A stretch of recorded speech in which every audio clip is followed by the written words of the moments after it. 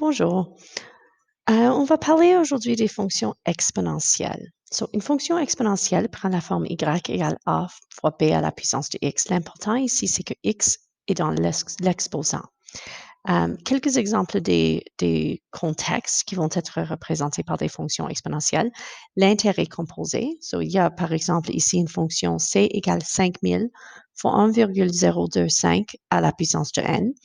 Dans ce cas, C va représenter le capital, c'est-à-dire le montant d'argent qu'on a dans le compte, par exemple. 5000 représente un investissement initial.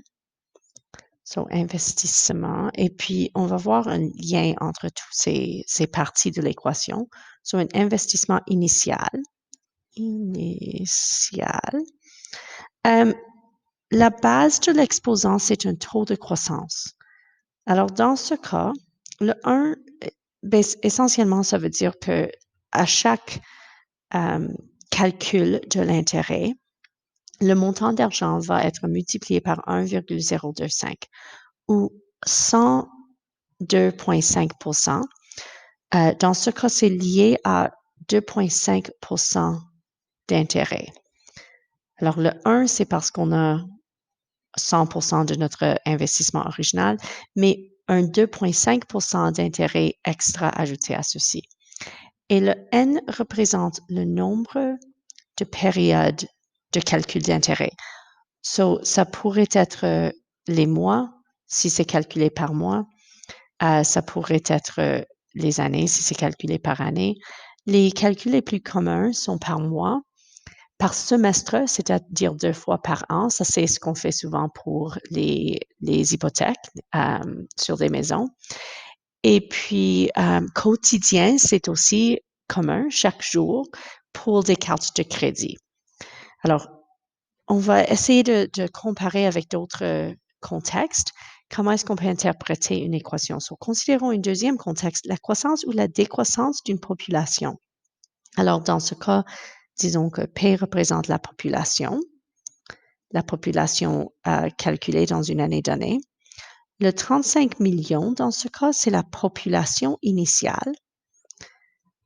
Et puis, la base de l'exposant, le 0,98, c'est un taux dans ce cas de décroissance. S'il s'agit d'une valeur de la base qui est plus grande que 1, ça va être croissance, comme dans le cas de 1,025. Mais ici, 0,98, c'est plus petit que 1, alors il s'agit de décroissance, mais toujours par rapport à 100%. Alors, c'est une réduction par 2%. Ceci représente une population qui est en train de décroître à un taux de 2% par année ou par mois ou quoi que ce soit. N, encore une fois, c'est le nombre de périodes, whatever it ends up being. Ça pourrait être par année, c'est commun que ça soit par année, mais ça pourrait aussi être par mois, par jour, par heure, peut-être s'il s'agit d'une population de bactéries. Le nombre de périodes de temps, quoi que ce soit. Et puis, quelque chose comme la désintégration radioactive. Désintégration va être la décroissance. Alors ici, on voit qu'on a un taux de désintégration. Dans ce cas, une demi, parce que avec la radioactivité, on utilise souvent la demi-vie.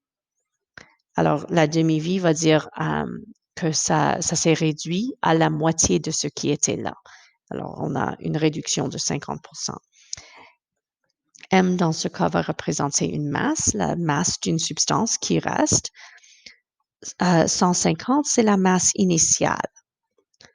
Alors, si vous comparez la valeur de A, c'est-à-dire la valeur qui n'est pas la base de l'exposant dans chacun de ces contextes, 5 000, 35 millions ou 150, la valeur de A, dans chaque cas, c'est représenté par une valeur initiale, un point de départ pour la situation.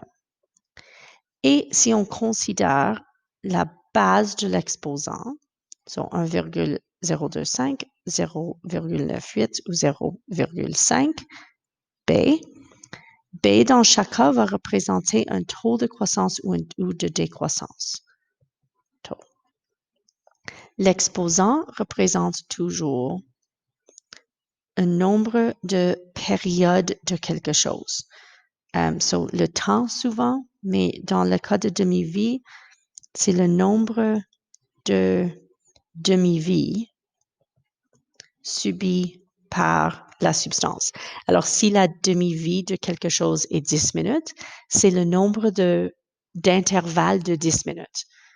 Si la demi-vie est 10 minutes et 60 minutes sont parcourues, c'est 6 périodes de 10 minutes, alors n égale 6. Alors, l'exposant, c'est toujours le nombre de périodes, d'intervalles, de, de l'intervalle de temps qui nous intéresse. Normalement, c'est quelque chose de standardisé comme les mois, le nombre de mois, le nombre d'années, le nombre de jours. Mais avec la demi-vie, ça pourrait être un intervalle de temps assez arbitraire parce que c'est combien de demi-vie pour cette substance en particulier. Alors, ça, c'est la forme générale que prend une fonction exponentielle. Maintenant, considérons les graphiques de ces fonctions.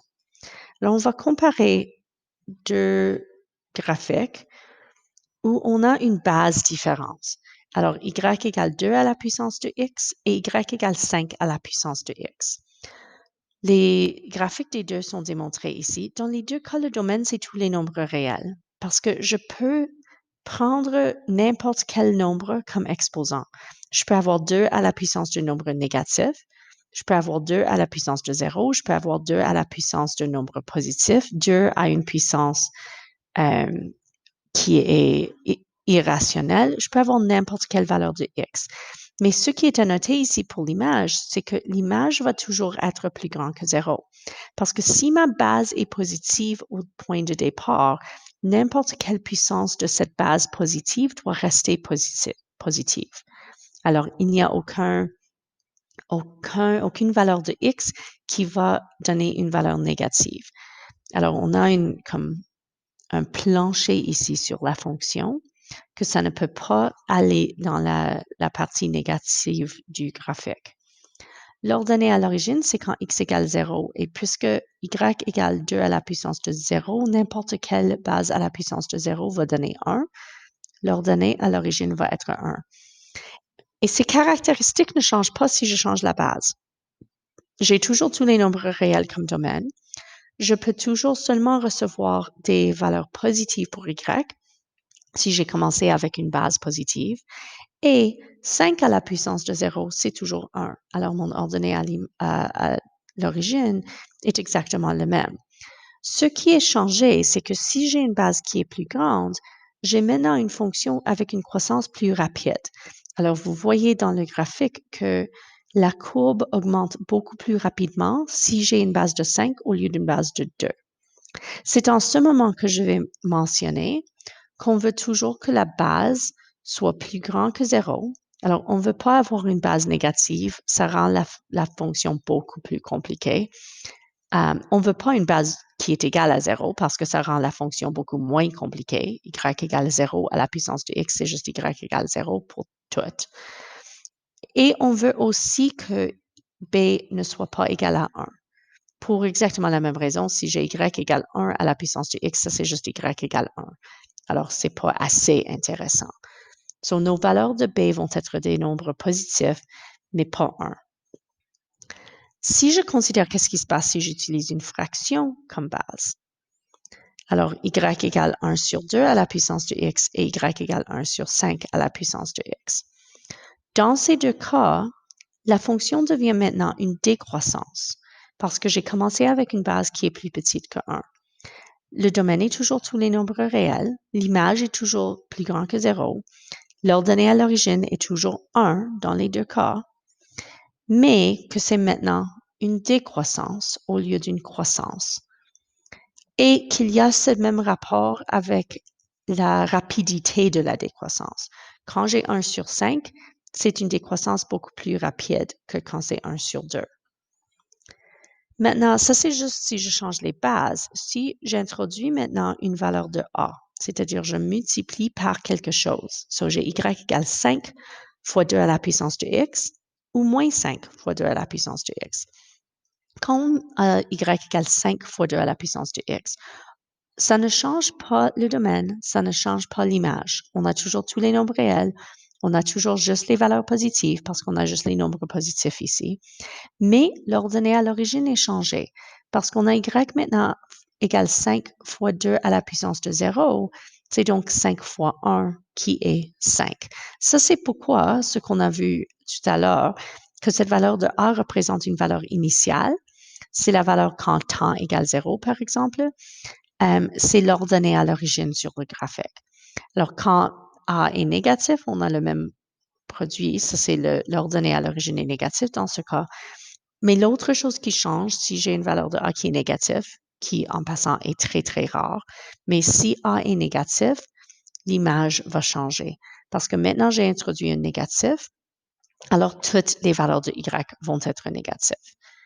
On ne va toujours pas dépasser cette ligne sur l'axe des X. Mais remarquez que peu importe les changements qu'on peut produire, le domaine est toujours X appartient au nombre réel, à moins qu'il y a une limitation contextuelle.